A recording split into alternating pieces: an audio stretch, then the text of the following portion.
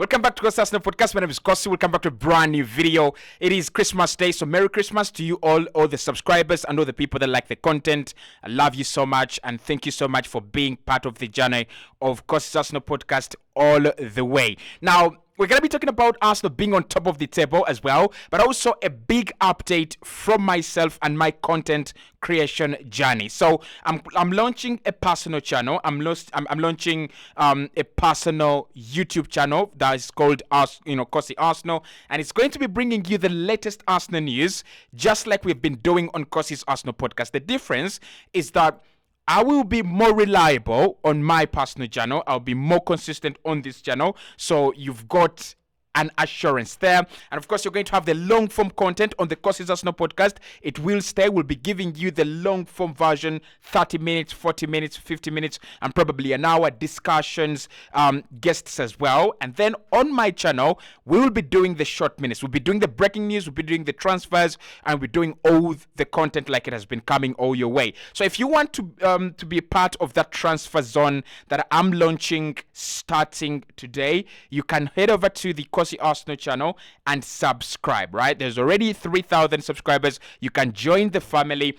Just get into YouTube and type in Cossy Arsenal. You will get that channel, or you can actually click the link in the description of this video and this channel as well to get that Cossy Arsenal channel. So it's gonna be my personal brand, my personal channel, and it's where I'll be, doing all the breaking news or the latest stories about the club and my opinions as well. The podcast for long form content. So if you like the long form content, the debates, the live streams, they will be happening right here on Cossy Arsenal Podcast. But of course, if you like the short form, if you like the breaking news, if you like the transfers, then you've got to subscribe to Cossy Arsenal, right? So that is out of the way. Let's talk about us being on top of the table and that how actually impacts the season, and probably why I think that is actually not a very good thing, like many superstitious friends of mine actually think. So when you check the table, we are still on top. We have 40 points out of 18 games played. Even if Manchester City had played their game in hand, they would be 3 points behind Arsenal. So we are safe, and we are still driving on. I think last season, we were on top of the table as well by Christmas, but the difference is that we had played 4 games less as compared to this campaign. We had played 14 games last season. During the Christmas period, we didn't have that. We didn't have the games. We had the World Cup, which actually took a toll out of many players and many fans as well. But right now, there is something different. Arsenal played 18 games with the 19th game coming on the 28th of this month, and of course the 20th game will come on the 31st of this month. That means that we have played more games, and therefore there is a little bit of less work for us to do to get onto the finish line. Like hypothetically, it is less work, but of course we know realistically it's a lot of work. This title race is amazing, and we're going to talk about the title race first before we dive into whether Arsenal now are guaranteed champions because we are on top of the league by Christmas.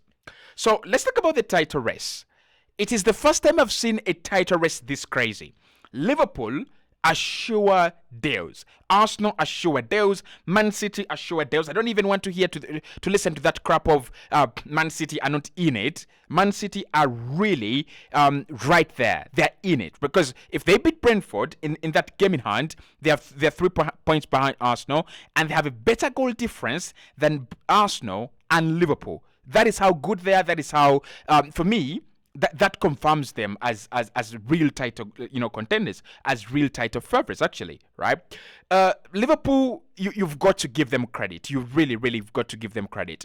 They have not lost a single game in 35 games at the Anfield. And I don't know how they do it, but Liverpool are crazy. Like, they're just crazy. Last season, I think they're one of those sides that were literally just winning games. They were literally winning games at the Anfield, and they've made it a fortress. So those 3 sides are going to be guaranteed title contenders for me until May, probably until March, right? Until I think by March we will know who are the favorite 2. But March, April, May, these 3 clubs have everything it takes to actually see them through. Aston Villa is a tricky one, and we've talked about Aston Villa before, probably on the channel, and I don't really rank them. I don't really rate them highly, but I also don't want to be some kind of idiot that doesn't consider the good work that has been done by Unai Emery and the boys at Aston Villa. So think about this. Villa right now are 1 point behind Arsenal, who are seated on the top of the table, and Aston Villa have played the same number of games as Arsenal, which is 18. It means that technically Aston Villa are 20 games away from winning the title. Like, they don't need to win every game. That is first and foremost. All they've got to do is to keep on doing what they've been doing. Can you win the easy games? Can you pick up points against Luton? Can you pick up points against Brighton? Can you pick up points against these teams that everyone expects you to pick up? And I think they've done that well. They've gone and, established themselves as a side that doesn't lose games and points in a silly way. They are serious and they actually mean business. But I have a fear for Aston Villa, and this fear is not because they are not good enough or they are not competent enough or they don't deserve to win it. It's a fear that that comes from the fact that when a snake bites you, you actually know the bite of a snake, and you will see a rope and you will jump around. And I think Aston Villa do not have this. So as an Arsenal fan, I will tell them, for you to win the league, you're going to have you're going to need a broader squad, a bigger squad than Moussa Diaby, Leon Bailey, Joe McGinn, Douglas Lewis, and Kamara, and Watkins. You're just going to have to do much better than that. The UEFA Conference League is still on for them. I think they are through. I think they are still in it, right? So if they're still in it, if they're still in the Conference League, they will have to decide whether it's the Conference League for them, or it's the Premier League. And I bet they might choose the Premier League like Arsenal did, and we horribly got it wrong. If we had chosen the Europa League, we would have been in a much better situation. I still think if Arsenal won the Europa League, we would have come second. We would have come second with silverware. We would have come second with honorable silverware. We would have come second, and that season would have been more successful than it was. So with Aston Villa, I think they've got to think about their squad depth. They've got to think about the quality they have, and they've got to think about how deep their pockets really are. They have sold Jack Grealish, and they've done amazing business when they signed in Emi Buendia. They brought in the likes of Felipe Coutinho. They've done some crazy deals there. Douglas Luiz is a good player. I think they have a good player in Leon Bailey. They have a very good player in Moussa Diaby.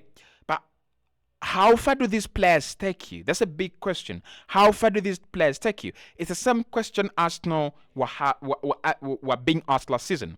How far does Odegaard, Ben White, Rob Holding take you? And it was as far as 85 points, but second to Manchester City. Manchester City with a Kevin De Bruyne, Erling Haaland, Ilkay Gundogan, and whoever they have in that side, Rodri, you can name it. So for me, Villa are not real title contenders. They've actually created a very, very good facade, which might actually haunt them and hurt them. Teams are going to be looking at Villa as a real good side, and they're going to prepare extra for them. Are Villa really prepared for that extra? Do they really want to be hunted down? Are they ready for that? I mean, that's a question we can answer in the comment box below. So Arsenal, top of the table by Christmas. That is something that we've achieved by grabbing a point against Liverpool at the Anfield, and also beating Manchester City at our own ground, and beating the likes of Manchester United at our own ground as well. I don't like the sound of Arsenal being on top of the table by Christmas. If we are on top of the table by New Year's Day, I don't have a problem with that. If we are on top of the table by Valentine's Day, I do not have a problem with that.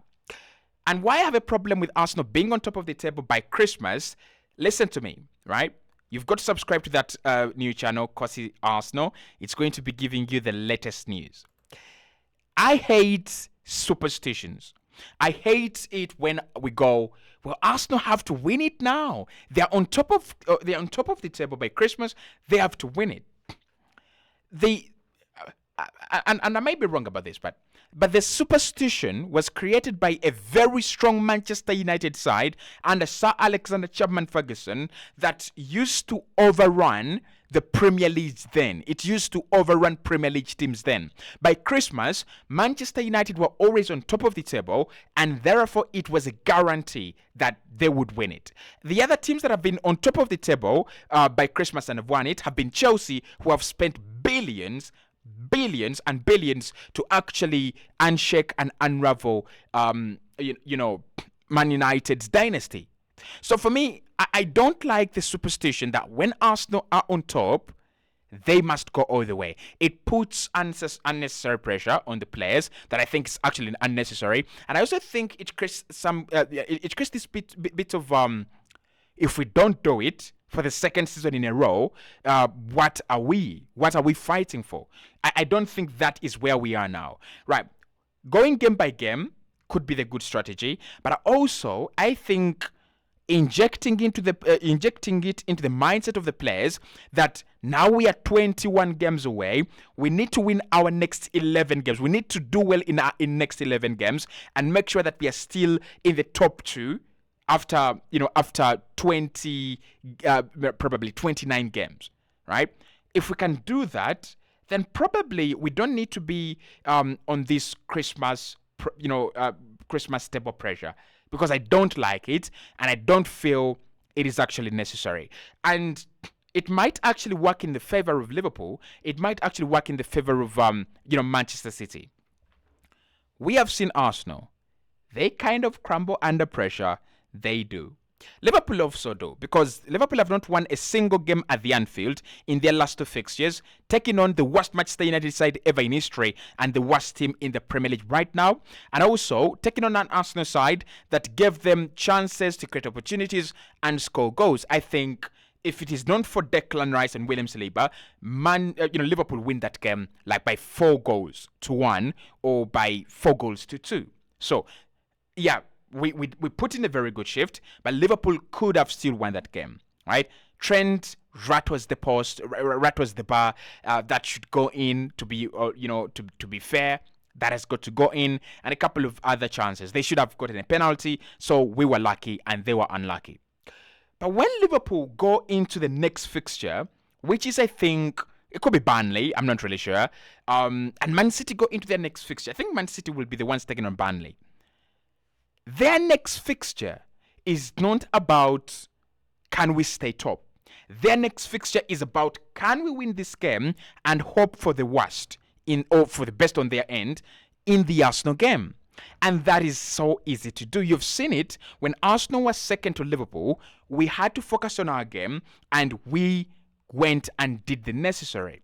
When you actually focus on any other team's game, when you focus on we are top, so Liverpool are going to catch us.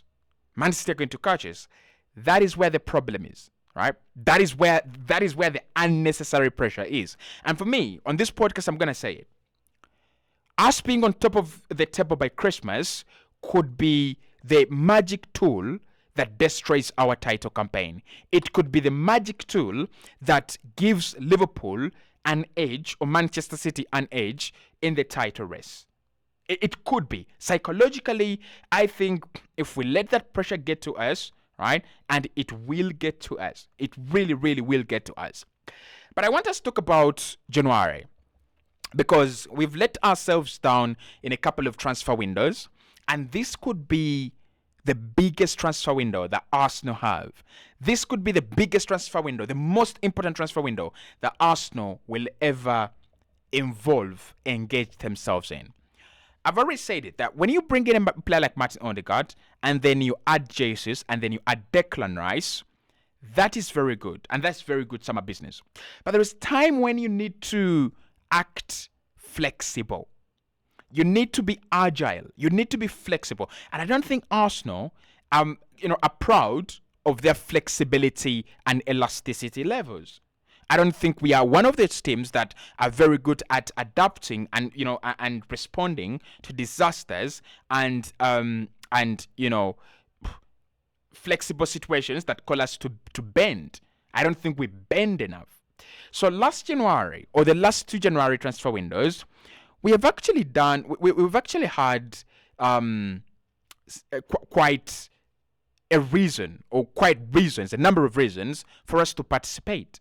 I don't think Arsenal have actually participated to the levels where we were expected to participate in any of the last 2 January transfer windows. That is 2023, which is this year in January, and 2022, which is actually last year in January. But the 2024 must be different. I think Arsenal are short in midfield. Right now, we are playing West Ham. Without Kai Havertz was accumulated 5 yellow cards. And the question is easy. Who replaces Kai? Who actually comes in for Kai Havertz? Who is going to be the guy that actually comes into this side and replaces Kai Havertz? At the moment, Fabio Vieira is injured. Emile Smith-Rowe is coming back from an injury. And we know he is not Kai. He can give you something like close to that, but he's not the guy. Leandro Trossard, he's the only substitution we have. So when you play Leandro Trossard, Martinelli, Saka, and Jesus, you don't have a substitute. You don't have substitutions on the bench. Like, you do not have names you can actually bring on, and that's actually the worry. So for me, being on top by Christmas, I think we'll beat West Ham on the 28th, and I also think we'll beat Fulham on the 31st. And that means that Arsenal will have gone 20 games complete. We will have completed 20 games and we'll be left with 18. And then we will go again. January is going to be a very huge title decider. If Arsenal are really serious about winning the title, it's January. There are rumors that we want to go for 4 players. There are rumors that we will focus on getting a centre-back. There are rumors that we'll focus on getting a striker. It's all these rumors are coming from one place. They're coming from that place that shows you we are going to be short, or we are already short, right? We have FC Porto in February 21st and March as well. So you have an extra layer of fixtures, and FC Porto is a team that Arsenal will beat. So you have another extra layer of fixtures coming in the quarterfinals of the Champions League, and then the semi-finals of the Champions League as well. I think we'll get to the semi-finals. I really do. So January is going to be a huge factor, and it's going to really determine a lot. If Arsenal want to get anything, and I mean anything, out of this season, we've got to be flexible. We can do a couple of loan deals, but who we bring in, when we bring in new players in that January transfer window, and how many, it's going to really, really matter, right? But I like the transfer rest right. I like the rest right now. The rest for top 4 is kind of like wow. You have Manchester City in 4th, Villa in 3rd, and Liverpool in 2nd. You know what? That tells you that there is a possibility that this very good Tottenham side that we are seeing this season does not even play in the Champions League next season. There's a possibility that Man United will not come anywhere near to the top 4 or top 5. Mind you, they finished 2nd. There is a possibility that Newcastle, after finishing 4th last season, Man United finished 3rd. After finishing 4th last season, and Newcastle are nowhere near being a bad side, there's a possibility that Newcastle don't even play. Right? There's a possibility that they don't even play in the Champions League. So it's a very, very good top 4 race. But I think Arsenal have got to boost their squad. We've got to boost our squad if we want to stand a better chance. I think we do stand a chance. Like, we really, really do stand a chance. But we need to stand a better chance. And for us to do that, there is only one way it's going to happen. And that is by getting good signings in January. So I'm launching my personal YouTube channel, which is called Cossy Arsenal. I will be uploading long-form podcasts on the Cossy Arsenal podcast, YouTube. Like, it's a podcast, so I don't know what I was doing, but I know you guys loved it. So we're shifting the same format to my new baby, my brand new, Cossy Arsenal channel. We're going to actually do it there. And after that, we will be very, Very consistent. So throughout the 2024, my aim is to grow Cossy Arsenal to 50,000 subscribers and to get Cossy Arsenal podcast to 100,000 subscribers. It's not gonna be easy, but I know we can do it. So hit the like button, subscribe, and get the link in the description. I'll see you in the next one.